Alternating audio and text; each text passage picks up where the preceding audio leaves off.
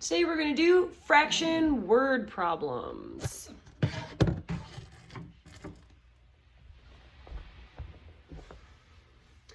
And all of our problems that we're going to do today are going to involve the students in Polaris. So this year there are 30 students in Polaris.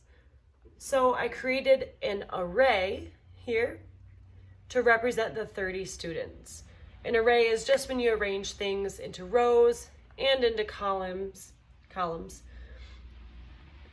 I made a 5x6 array. This is nice and neat. You can draw one of these in your notebook. It helps you keep yourself organized, especially when you're working with fractions. It'll really help you to see the fractions.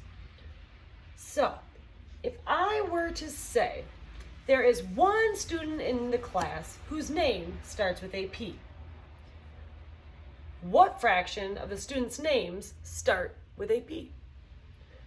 I'm going to put 1 here because 1 out of 30 of the students in Polaris, their name starts with a P. So our answer would be 1/30 of the students. Remembering to put of the students because that's what's 1/30 of. Okay, so remember the 1 is our part or our numerator. 30 is our whole class is made up of 30 students, also known as our denominator. What if I said there are 3 students whose names start with an S? What fraction of the students' names start with an S? And here I'm representing 3 students out of the 30 students, giving us 3/30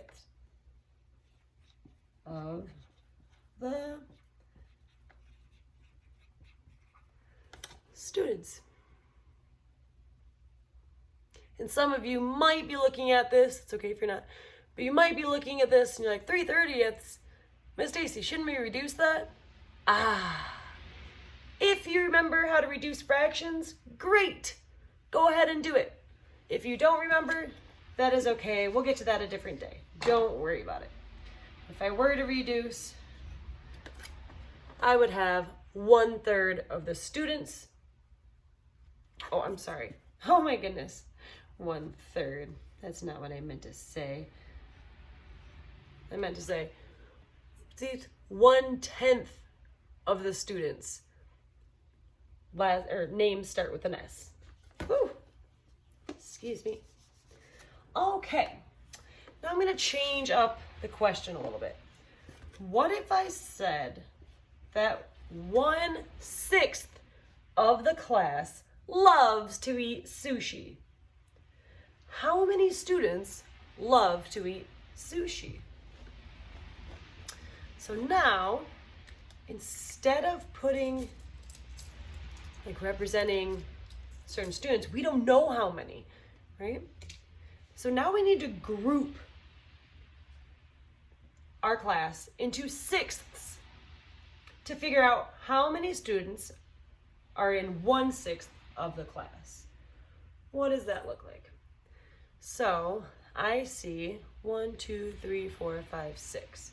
So I'm going to group the class into this 6th, this 6th,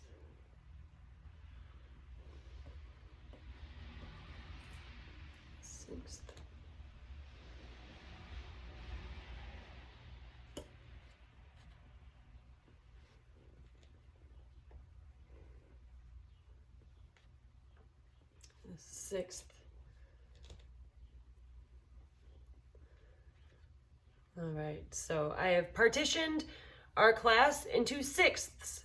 Right? We have 1/6, 2/6, 3/6, 4/6, 5/6, 6/6. But we just want to know, how many students are in 1/6 of the class. It looks like 1, 2, 3, 4, 5. So if we asked how many students love to eat sushi, the answer would be, what would it be? If you said 5 students, you are correct. 1/6 of the whole class of 30 would be 5 students.